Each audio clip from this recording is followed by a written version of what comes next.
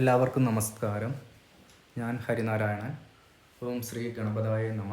അവിഘ്നമസ്തു. ശ്രീ ഗുരുഭ്യോ നമ. ഇന്നത്തെ വീഡിയോയിൽ നമ്മൾ സംസാരിക്കാൻ പോകുന്നത് ജ്യോതിഷത്തിലെ ഏറ്റവും ശക്തമായ രാജയോഗങ്ങളിൽ ഒന്നായ രുജയോഗം എന്ന വിഷയത്തെക്കുറിച്ചാണ്. ഈ യോഗമുള്ള ഒരു വ്യക്തിക്ക് അസാമാന്യമായ ധൈര്യം ഉണ്ടായിരിക്കും, ഭയങ്കര നേതൃശേഷി ഉണ്ടായിരിക്കും, അധികാരത്തിലെത്തിപ്പെടാൻ ചാൻസ് ഉണ്ട്, വളരെ ശാരീരിക ശക്തി ഉണ്ടായിരിക്കും. ഇവരുടെ മനസ്സ് എന്ന് പറഞ്ഞാൽ ഒരു സൈന്യാധിപൻ്റെ മനസ്സായിരിക്കും.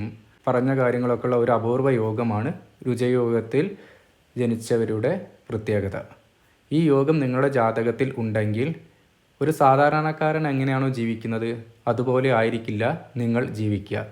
നിങ്ങളൊരു നേതാവിനെ പോലെ ജീവിക്കും. രുജയോഗം എന്നത് പഞ്ചമഹാപുരുഷ യോഗങ്ങളിൽ ഒന്നാണ്. അപ്പോൾ നിങ്ങൾക്ക് അറിയാൻ ആഗ്രഹിക്കുന്നുണ്ടാവും, എന്താണ് പഞ്ചമഹാപുരുഷ യോഗം? ജ്യോതിഷത്തിൽ പ്രധാനമായിട്ടും 5 ഗ്രഹങ്ങളാണുള്ളത്: ചൊവ്വ, ബുധൻ, ഗുരു, ശുക്രൻ, ശനി. ഇതിൽ ചൊവ്വ തരുന്നൊരു യോഗമാണ് രുജയോഗം. ബുധൻ തരുന്നതാണ് ഭദ്രയോഗം. ശുക്രൻ്റെതാണെങ്കിൽ അത് ഹംസമ യോഗമായിട്ട് കണക്കാക്കപ്പെടുന്നു. ശുക്രനാണെങ്കിൽ അത് മാളവ്യ യോഗം തരും. ശനിയാണെങ്കിൽ അത് ശശയോഗമായി തരുന്നു. ഇനി ഇവയിൽ ചൊവ്വ ശക്തിപ്പെടുത്തുന്ന യോഗമാണ് രുജയോഗം. ഈ രുജയോഗം നിങ്ങളുടെ ജാതകത്തിൽ ഉണ്ടോ എന്ന് മനസ്സിലാക്കാൻ നമ്മളെ സഹായിക്കുന്ന 2 ഘടകങ്ങളുണ്ട്. അതിൽ ഒന്നാണ് ചൊവ്വ സ്വക്ഷേത്രത്തിലോ ഉച്ചക്ഷേത്രത്തിലോ നിൽക്കണം. ചൊവ്വയുടെ സ്വക്ഷേത്രം എന്ന് പറയുന്നത് മേടം രാശിയും വൃശ്ചികം രാശിയുമാണ്. ചൊവ്വയുടെ ഉച്ചക്ഷേത്രം എന്ന് പറയുന്നത് മകരം ആണ്. നിങ്ങളുടെ ജാതകത്തിൽ എങ്ങനെയാണ് ഈ മേടം, വൃശ്ചികം, മകരം ഇത് എങ്ങനെയാണോ മനസ്സിലാക്കുക എന്ന് നമുക്ക് നോക്കാം. നമ്മളുടെ ജാതകത്തിൽ 12 രാശികളാണ് ഉണ്ടാവുക.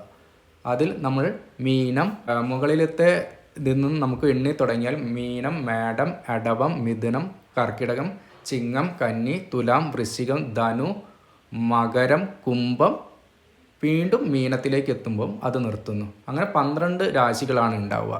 ഇതിൽ മേടം, വൃശ്ചികം, മകരം നമ്മൾ അടയാളപ്പെടുത്തുക. പിന്നെ അത് കഴിഞ്ഞാൽ പിന്നെ ലഗ്ന കേന്ദ്രത്തിൽ നിൽക്കണം ഈ ചൊവ്വ. ലഗ്നം എന്ന് പറയുന്നത് 1-ാം ഭാവം. ലഗ്ന കേന്ദ്രം വരുന്നത് 4, 7, 10. നമ്മളെ ജാതകത്തിൽ എങ്ങനെയാണ് ലഗ്നം എന്ന് മനസ്സിലാക്കുന്നത് വെച്ചാൽ, നമ്മുടെ ജാതകത്തിൽ ഏതെങ്കിലും ഒരു കള്ളിയിൽ ലാ എന്ന് എഴുതിയിട്ടുണ്ടായിരിക്കും. അതാണ് ലഗ്നം, അതാണ് നമ്മുടെ ശരീരം. പിന്നെ ഈ ലഗ്നത്തിലോ 4-ാം ഭാവത്തിലോ 7-ാം ഭാവത്തിലോ 10-ാം ഭാവത്തിലോ ചൊവ്വ നിൽക്കുകയും വേണം. ആ 1, 4, 7, 10 എന്നത് നമ്മൾ നേരത്തെ മാർക്ക് ചെയ്ത മേടം, വൃശ്ചികം അല്ലെങ്കിൽ മകരം രാശിയോ ആവുകയും ചെയ്തു കഴിഞ്ഞാൽ, ഈ 2 നിബന്ധനകളും പൂർത്തിയാക്കി കഴിഞ്ഞാൽ രുജയോഗം ലഭിക്കും. ഇനി ഈ രുജയോഗത്തിൻ്റെ പ്രധാന ഗുണഫലങ്ങൾ എന്തൊക്കെയാണെന്ന് നോക്കാം.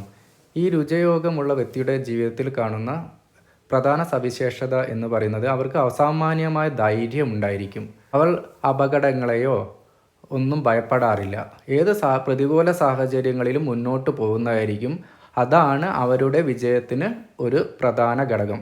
പലരും തോൽവിക്ക് കാരണം എന്തെന്ന് വെച്ചാൽ, അവർക്ക് എന്തെങ്കിലും ഒരു മത്സരത്തിൽ പങ്കെടുത്തു കഴിഞ്ഞാൽ തോറ്റു പോകുമോ എന്ന പേടി മൂലം അവർ ഒന്നിനും പങ്കെടുക്കാതിരിക്കുകയാണ്. പിന്നെ അസാമാന്യമായ നേതൃശേഷിയും അധികാരവുമുള്ള ഒരു ഗുണം ഉണ്ടായിരിക്കും ഈ രുജയോഗത്തിൽ ഉള്ളവർക്ക്. ആളുകളെ നിയന്ത്രിക്കാനുള്ള കഴിവുണ്ടായിരിക്കും. അതായത് ലീഡർഷിപ്പ് ക്വാളിറ്റി ഉണ്ടായിരിക്കും. അതൊക്കെ ഇവർ ജന്മന ഈ രുജയോഗത്തിൽ ജനിച്ച ആൾക്കാർക്കുള്ള ഒരു പ്രത്യേക കഴിവാണ്. ബാക്കിയുള്ളവരെ കൺട്രോൾ ചെയ്യാനുള്ള ഒരു കഴിവ്.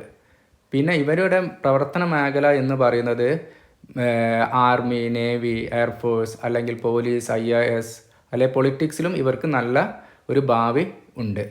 ഇവരുടെ ശരീരം വളരെ ഉറച്ച ശരീരമായിരിക്കും. എന്തെങ്കിലും കായിക മത്സരത്തിനോ അങ്ങനെ പങ്കെടുക്കാൻ പറ്റിയ ഒരു ഉറച്ച ശക്തിയുള്ള ഒരു ശരീരമായിരിക്കും. ഇനി രുജയോഗത്തിൻ്റെ ദോഷഫലങ്ങൾ, അതായത് ചൊവ്വനെ വേറെ ഏതെങ്കിലും പാപഗ്രഹങ്ങൾ നോക്കുകയാണെങ്കിലോ അല്ലെങ്കിൽ പാപഗ്രഹങ്ങളായിട്ട് കൂട്ടുകൂടെ അങ്ങനെ എന്തെങ്കിലും ചെയ്തു കഴിഞ്ഞാൽ അവർക്ക് അമിതമായ കോപങ്ങൾ ഉണ്ടായിരിക്കും. അതുമൂലം അവരുടെ ലൈഫ് ഒരു പക്ഷേ നശിക്കാൻ ചാൻസ് ഉണ്ട്. അവർക്ക് അഹങ്കാരം ഉണ്ടാവും. അല്ലെങ്കിൽ അവരേതെങ്കിലും ഉയർന്ന പൊസിഷനിൽ എത്തി കഴിഞ്ഞാൽ തന്നെ അത് അധികാരം ദുർവിനിയോഗം ചെയ്തിട്ട് അവർ ജയിലിൽ പോകാനോ അങ്ങനെ എന്തെങ്കിലും ചാൻസ് ഉണ്ടാവും. അല്ലെങ്കിൽ എന്തെങ്കിലും ആക്സിഡൻറ്റോ അപകടങ്ങളോ സംഭവിച്ച് മുറിവുണ്ടാവാം, അവർക്ക് മേജർ ശസ്ത്രക്രിയകളൊക്കെ വേണ്ടി വരും. അതുകൊണ്ട് നമ്മൾ രുചയോഗം ഉണ്ടായിട്ട് കാര്യമില്ല, അവിടെ സ്ഥിതിയും ദൃഷ്ടിയൊക്കെ നോക്കിയിട്ട് വേണം പൂർണ്ണമായും ഈ യോഗം കിട്ടുന്നുണ്ടോ എന്ന് നമുക്ക് ജാതകം നോക്കിയാലാണ് മനസ്സിലാക്കാൻ പറ്റുള്ളൂ. ഈ രുചയോഗം ഉള്ളവർക്ക് എന്തൊക്കെ തൊഴിലാണ് നോക്കുക? ചൊവ്വ ആയതുകൊണ്ട് പ്രധാനമായിട്ടും സൈന്യം അല്ലെങ്കിൽ പോലീസ്, പിന്നെ നമുക്ക് ബാക്കിയുള്ളവരെ കൺട്രോൾ ചെയ്യാൻ പറ്റുന്നതുകൊണ്ട് അതുകൊണ്ട് പൊളിറ്റിക്സ്, ഒരു ലീഡർഷിപ്പ് ക്വാളിറ്റീസ് ഉള്ളതുകൊണ്ട് പൊളിറ്റിക്സ് നല്ലൊരു മേഖലയാണ്. പിന്നെ എൻജിനീയറിംഗ് അല്ലെ ടെക്നിക്കൽ, റിയൽ എസ്റ്റേറ്റ്, സ്വന്തം ബിസിനസ് തുടങ്ങാനൊക്കെ ഇവർക്ക് നല്ല ഒരു ശോഭനമായ ഭാവി ഉണ്ടാവും ഈ രുചയോഗം ജാതകത്തിലുള്ള ആൾക്കാർക്ക്. ഇവർക്കൊരു ആഗ്രഹം എന്ന് പറഞ്ഞാൽ ഇവർ ബാക്കിയുള്ളവരെ കീഴിൽ ജോലി ചെയ്യുന്നതിനെക്കാട്ടും കൂടുതലായിട്ട് ബാക്കിയുള്ളവർക്ക് എങ്ങനെ ജോലി കൊടുക്കാം അത്രയും കഴിവുള്ള ആളായിരിക്കും ഈ രുചയോഗത്തിൽ ജനിച്ചവർക്ക്. ഇവരുടെ സ്വഭാവം എന്താ വെച്ചാൽ ഇവിടെ വളരെ സത്യസന്ധമായ സ്വഭാവമായിരിക്കും. അവർക്ക് നേരെ നേരെ പോവായിരിക്കും. അനീതിയോ എവിടെയെങ്കിലും കണ്ടു കഴിഞ്ഞാൽ അതിനെ പെട്ടെന്ന് പോയി എതിർക്കും. ഇങ്ങനെ ഒരു തീരുമാനം എടുത്തു കഴിഞ്ഞാൽ അതിൽ നിന്ന് ഒരിക്കലും വ്യതിചലിക്കാത്ത വ്യക്തികളായിരിക്കും. പറഞ്ഞ വാക്ക് എന്ന് പറഞ്ഞു കഴിഞ്ഞാൽ അവർക്ക് വാക്കുകൾക്ക് ഇത്രമാത്രം വില കൽപ്പിക്കുന്ന വേറെ ഒരാളും ഉണ്ടാവില്ല. അതാണ് ഈ രുചയോഗത്തിൽ ജനിച്ച ആൾക്കാരുടെ ഒരു പ്രത്യേകത.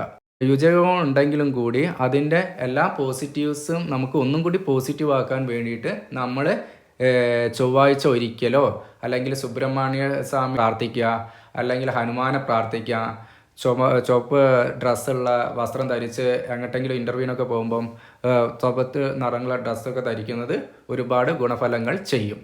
ഇനി പ്രശസ്തമായ ചരിത്രത്തിലൊക്കെ നമുക്ക് നോക്കിക്കഴിഞ്ഞാൽ വളരെ സൈന്യാധിപനും നേതാക്കന്മാർക്കും വളരെയൊക്കെ ഈ യോഗമുള്ളതായി കണ്ടുവരുന്നുണ്ട്. കാരണം എന്ന് വെച്ചാൽ അവർ ഈ തീരുമാനം എടുക്കുന്നതിലുള്ള ഒരു കഴിവാണ് അവരുടെ വിജയത്തിന് മെയിനായിട്ടും പ്രധാനമായിട്ടും കാരണം.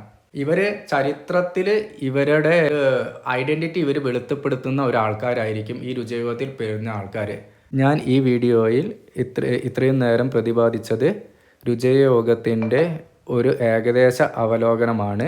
ഈ അവസരം ഒരുക്കി തന്ന ശ്രീ വിഘ്നേശ്വരൻ്റെ അനുഗ്രഹം എല്ലാവർക്കും ഉണ്ടാവട്ടെ എന്ന് പ്രാർത്ഥിച്ചുകൊണ്ട് ഞാൻ നിർത്തുന്നു. കണ്ടതിൽ വളരെ നന്ദി.